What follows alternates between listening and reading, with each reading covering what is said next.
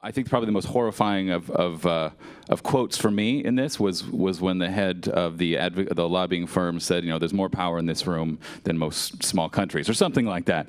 What was the approach when you were trying? I mean, obviously for the folks who were victims of this, that were organizing, that they want to talk about this, but you got some other people on film that we might not expect would be willing. How did you approach? Well, Scott Whitaker, I mean, we just reached out to him. We did not expect he would talk, but we were very candid what we wanted to talk about. We wanted to talk about the 510K process. We wanted to talk about regulations. We wanted to talk about the power of the industry, and he was game. And you know, I have to give him credit. I mean, obviously, you know, he represents an industry that has a huge amount of problems, but he did step in front of the camera. I mean, the Commissioner Gottlieb did not. And I mean, and we pay his taxes. I mean, that I think, you know, that's the thing that I was shocked about, is that there wasn't even an attempt to engage with us, other than to, you know, send some sort of, you know, kind of off-topic responses to us. So it was, you know, it was interesting. I mean, and I think what you have is you have an industry here that doesn't have to respond to the people, and that's why, you know, when people are harmed, they can't do anything about it.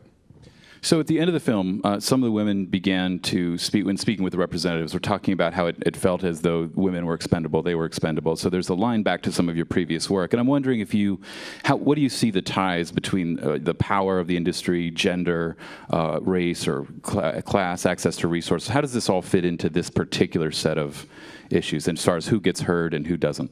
Well, obviously, medical devices hurt men and women, you know, with great frequency. I think women are hurt more. I think there's a lot of reasons for that. A lot of the testing, up until recently, most of the devices were tested on men, and they thought, oh, if it works in men, yeah, it'll work on women too. Of course, the bodies are much different.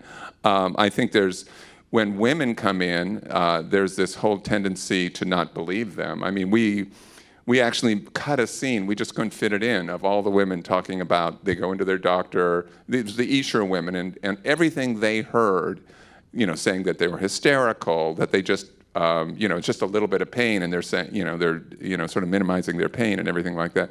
I think that is a huge problem. I think that, and I think there's a whole film to be made on that, actually.